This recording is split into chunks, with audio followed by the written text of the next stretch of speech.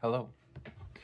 So, for today's topic, we're going to go over something that has been really on my mind a ton recently. I think it's been one of the biggest things for me in the past, I don't know, 6 months or something like that.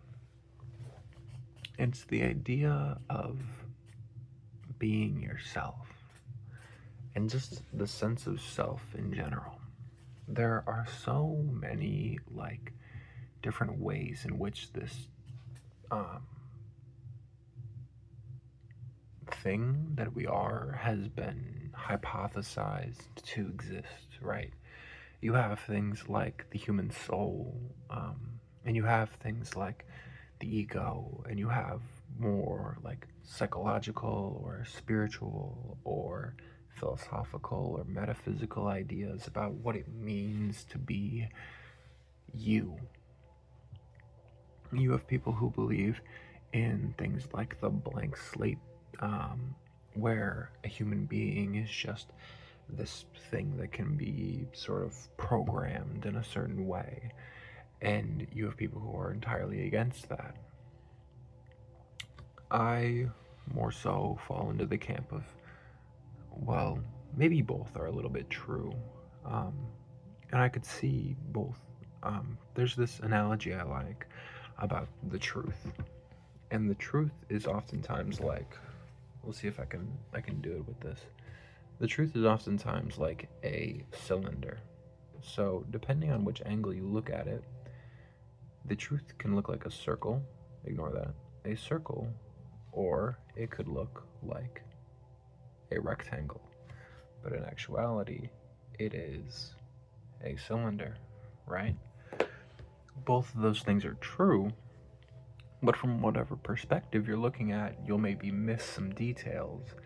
And so, yeah, you can have a truth that is human beings are highly adaptable and we can be programmed in certain ways to be however we maybe want to be or what have you. We can be changed, we are adaptable and very malleable, which would give some credence to a blank slate theory.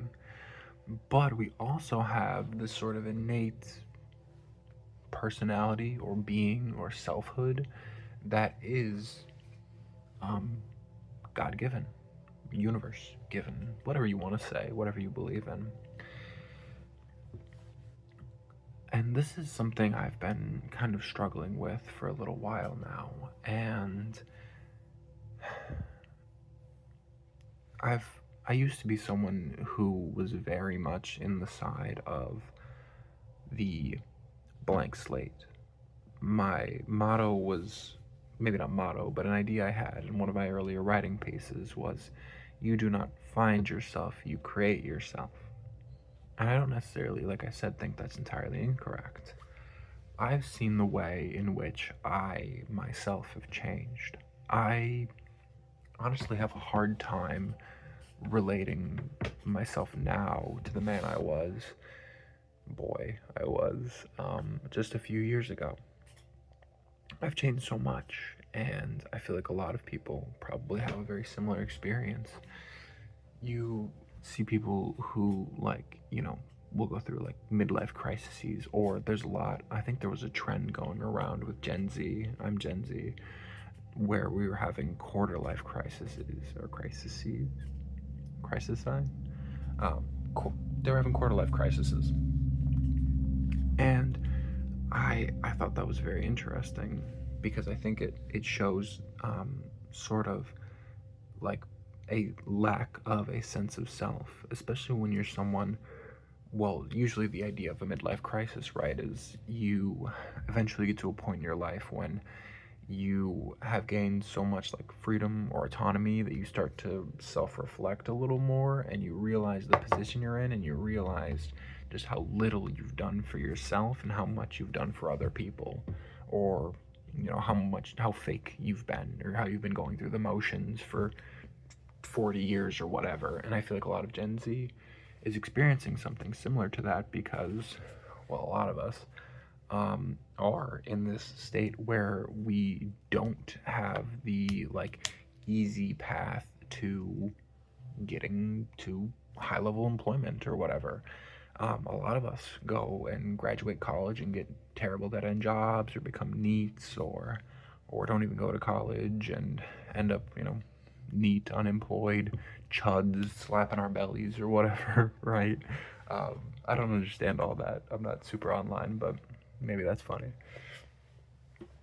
Anyways, I feel like this has a really, I feel like this has a really big thing to do with a lack of sense of self and letting other people kind of put you in a role.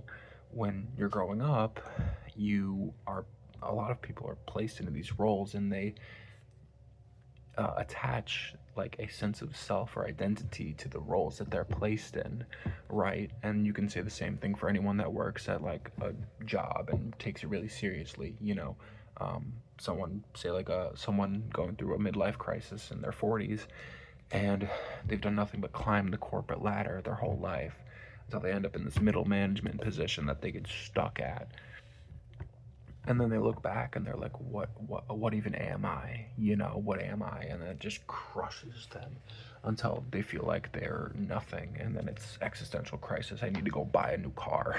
Right, apparently, because that helps, I guess. What does that come from? I think it's a weak sense of self, and Gen Z, I think, is just getting the expedited version of that. And it's something I also struggle with, like I said. So what do we do? Well, I've been working on some solutions, and I think I've got some good stuff. I recently, well, yeah, recently, last year, I started this journal.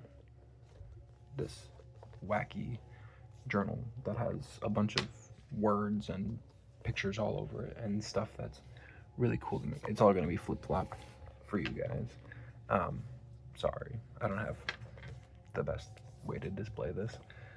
But it's a journal that I have, like, I write down, like, just ideas in it, and I write down stuff and poems and whatever, draw in it and whatnot, and I decorate it, and I'm trying to decorate it more. Why?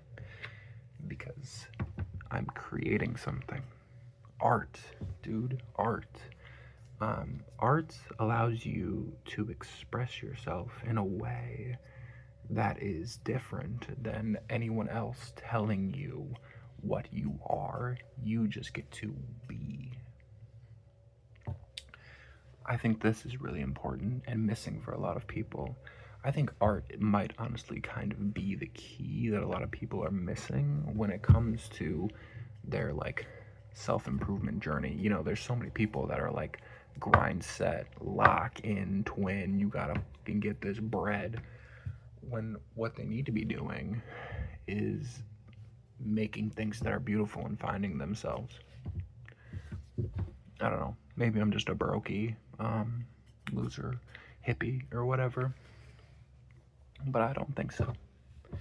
I think art is really important for everyone to make, and I think it shows because it's kind of the antidote to a lot of modern day struggles. At least I've found.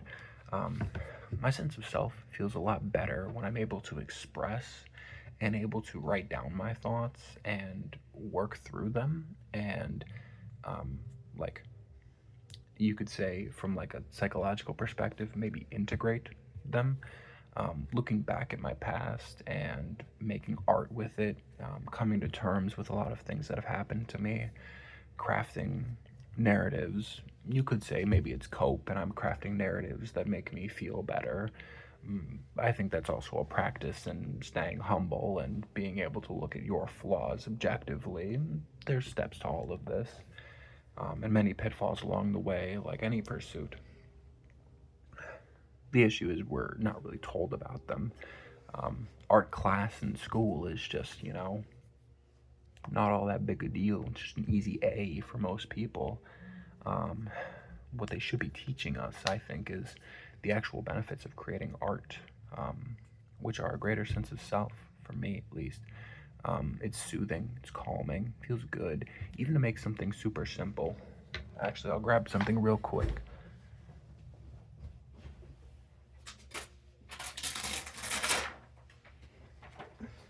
I drew this like a few months ago. This is my good friend Dimitri. I'll grab Dimitri real quick.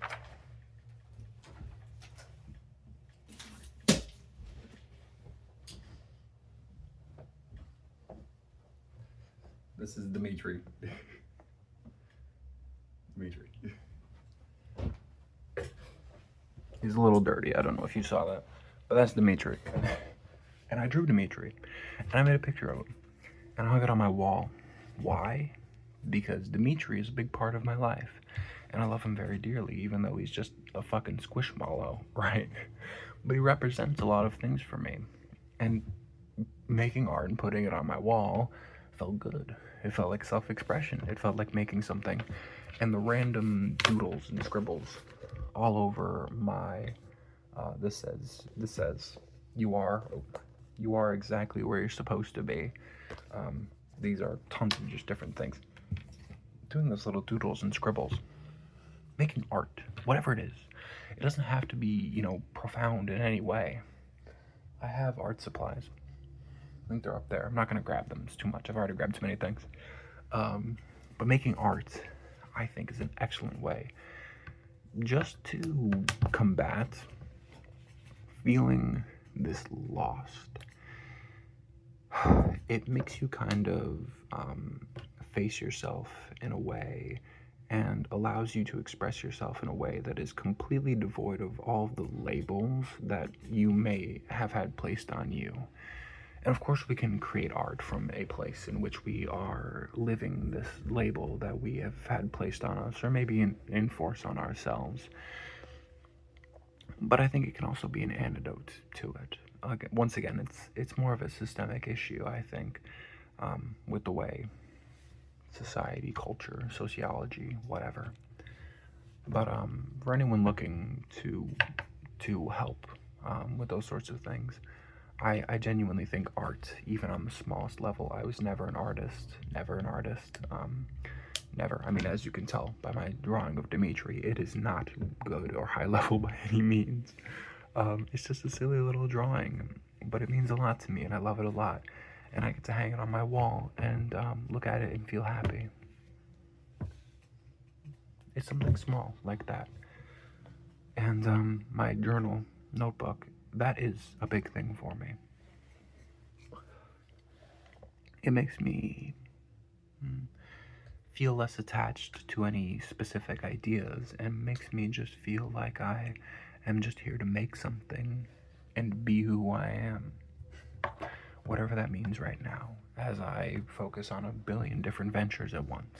So, yeah, it's a very stabilizing force in my life, and I think art is very important. Art, beauty, I think these things are really, really important for overcoming a lot of the sort of mechanical, matrixy, meat grinder, geary, gross calculator computer society we live in, where you're just, numbers or cogs or whatever.